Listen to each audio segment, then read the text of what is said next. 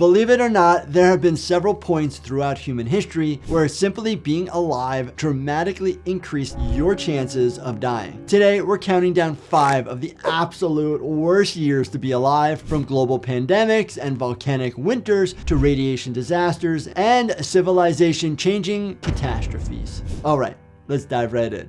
Number 5, 536 AD, the year the sun disappeared. Many historians have called 536 AD the worst year in human history. Imagine walking outside one morning and immediately realizing something feels off. The sun is still there, but it's strangely dim, almost as if the entire world is covered by a thick wildfire smoke. Summer suddenly feels like winter, crops begin failing across continents, and food slowly becomes harder and harder to find. Well, scientists believe one, or possibly several, massive volcanic eruptions originating somewhere in Iceland or possibly North America blasted enormous amounts of volcanic ash and sulfur high into Earth's atmosphere. And instead of quickly falling back to Earth, those particles remain suspended in the upper atmosphere, reflecting sunlight back into space and dramatically cooling much of the northern hemisphere. Archaeologists also believe parts of Scandinavia were hit so hard that as many as 50 to 75% of villages were eventually abandoned. From a medical standpoint, the volcanic eruption itself obviously wasn't favorable for health conditions, but it wasn't what killed most people. It was everything that came afterward.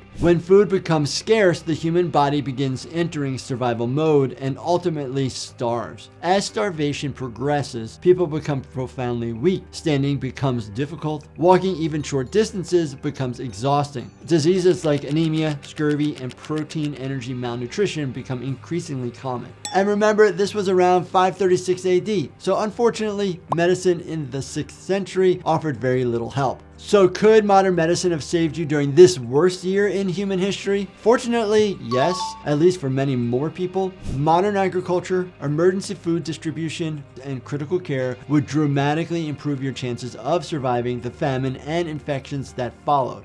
Number 4, the Justinian Plague. If you thought surviving the volcanic winter meant the worst was finally over, unfortunately, history had other plans. Just 5 years after the skies darkened, the Eastern Roman Empire was struck by one of the deadliest pandemics ever recorded. Beginning around 541 AD, the disease first appeared in the bustling port city of Pelusium, Egypt, before spreading along major trade routes throughout the Mediterranean. Merchant ships unknowingly carried infected black rats, and more importantly, the fleas living on those rats, from port to port, allowing the outbreak to spread with astonishing speed. And within months, it had reached Constantinople, the largest city in Europe. Historians have estimated that between 5,000 to 10,000 people may have been dying every single day at the height of the outbreak. That adds up. Historians believe this plague probably killed between 25 to 50 million people, possibly eliminating 30 to 50% of the population in parts of Europe, North Africa, and the Middle East. Most victims developed what's known as bubonic plague. After an infected flea bite, the bacteria travels through the lymphatic system, causing nearby lymph nodes to become massively swollen, inflamed, and exquisitely painful.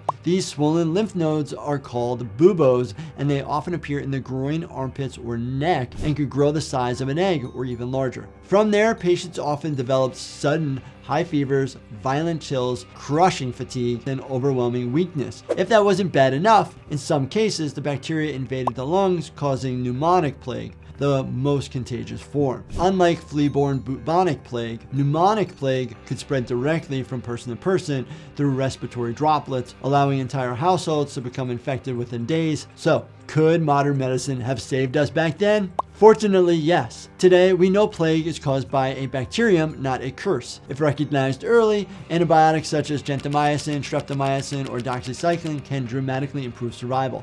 Number 3, the 1918 Spanish flu. If you think COVID was bad in recent years, imagine a virus so contagious it infected nearly 1/3 of the world's population. This was the 1918 influenza pandemic, or better known as the Spanish flu. One of the strangest things about this deadly virus was who it killed. Even today, seasonal flu is usually most dangerous for infants, older adults, and people with weakened immune systems, right? Well, not the 1918 strain, as this frequently struck down healthy young adults between the the ages of 20 and 40. From a medical standpoint, this involves something called a cytokine storm. In other words, normally when your immune system detects a virus, it releases chemical messengers called cytokines to recruit other immune cells and coordinate the body's defenses. And most of the time, that's exactly what you want. But sometimes, as with the case with the Spanish flu, the immune system doesn't know when to stop. Instead of attacking only the virus, the body launches an overwhelming inflammatory response that begins damaging your own tissues, especially the lungs. So as the lungs fill with inflammatory fluid, oxygen had a harder and harder time crossing into the bloodstream.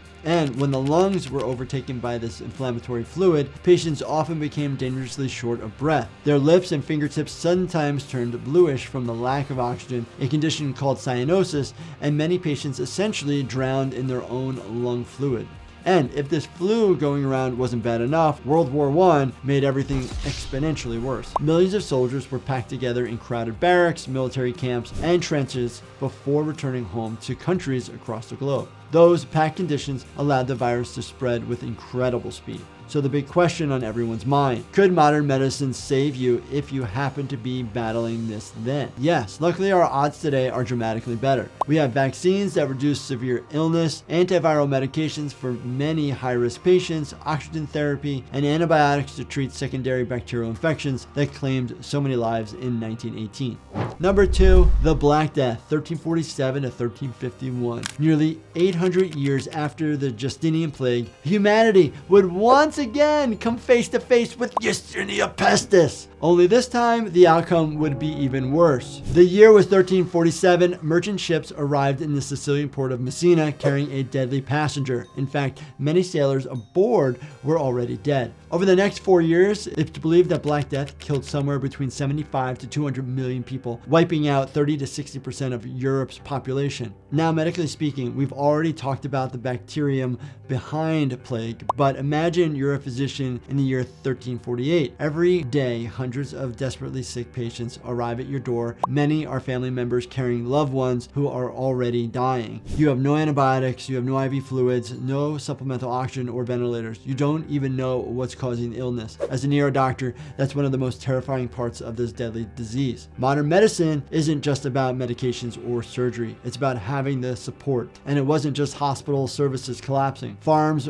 went unharvested, trade routes shut down, families abandoned sick relatives. And another symbol of the era was the famous plague doctor mask with its long bird-like beak. Many people assumed it protected doctors from bacteria, but that's not why it was designed like that. At the time, physicians believed disease spread through poisonous air called miasma. So they packed the beaks with herbs, flowers, spices, and vinegar-soaked cloth in hopes of filtering out the bad air. Could modern medicine have prevented the Black Death? Definitely. Today, we'd identify the bacteria within hours, isolate infected patients, trace contacts, treat them with antibiotics, control rodent populations, and support critically ill patients with intensive care if needed. If I had to give your odds of survival as an ER doctor, living through the Black Death would probably earn about a 1 out of 5. With modern medicine, you'd raise those odds to about a 4.5 out of 5. This plague is still a serious medical emergency, but today it's one we actually know how to diagnose, isolate, and treat. Number 1, 1945, when humanity became its own worst enemy. After everything we've talked about so far, volcanic winters, starvation, plague, and global pandemics, there's one year that stands apart from all the others. Not because of a bacteria, but because millions of people inflicted unimaginable suffering on one another. This is 1945, the final year of World War II. By the time the war finally came to an end, historians calculated that somewhere between 70 to 85 million people had sadly lost their lives. Soldiers died on battlefields across Europe, Africa, and the Pacific. Entire cities were reduced to rubble, and who could forget the widespread famine and disease that followed in the wake of the destruction? As an emergency medicine physician, what's mind-blowing is that this worldwide conflict exposed humanity to nearly every type of catastrophic injury and illness imaginable. And then, just when it seemed the war couldn't become any more destructive, everything changed. On August 6, 1945, a single atomic bomb detonated over Hiroshima. 3 days later, another exploded over Nagasaki. In just seconds, entire neighborhoods vanished. Tens of thousands of people were killed almost instantly. Those further from the blast often survived the initial explosion, only to discover they had suffered injuries unlike any the medical community had ever encountered before. At first, the damage looked somewhat familiar. The tremendous blast wave collapsed buildings, sending concrete, glass, and steel flying through the air like deadly shrapnel. Many victims suffered devastating blunt force trauma, deep lacerations, crush injuries, ruptured eardrums, collapsed lungs, and massive internal bleeding. But at the same time, the intense heat generated by the explosion caused catastrophic burns, clothing ignited, skin blistered almost instantly, and what truly separated the atomic bomb from every other weapon in history wasn't just the blast or the fire, it was the invisible radiation. Initially, many survivors appeared remarkably fortunate, but over the following days and weeks, doctors began noticing something really disturbing. Patients who seemed relatively stable suddenly developed relentless nausea and vomiting, and then high fevers appeared without an obvious infection. The victim's hair began falling out in clumps, followed by bleeding from the nose, gums. Today, we understand exactly what was happening. Radiation damages DNA. Even those who recovered from the immediate injuries had increased risks of leukemia, thyroid cancer, cataracts, infertility, and other radiation-related illnesses years and sometimes decades later. So could modern medicine save you today? Thankfully, after more than 80 years of medical advancements, our chances would certainly be better, but still not completely clear and free. So there you have it. I'm curious, which year on today's countdown do you think would have been the absolute worst to live through? Let me know down in the comments below. And if you enjoyed today's video, don't forget to binge watch this entire playlist right here. It's got even more videos about history and the dark side of medicine. Also, make sure you smack that subscribe button, hit that like button, and turn on that bell notification so that way you never miss a future video. Thank you so much for watching, and stay healthy, my friends.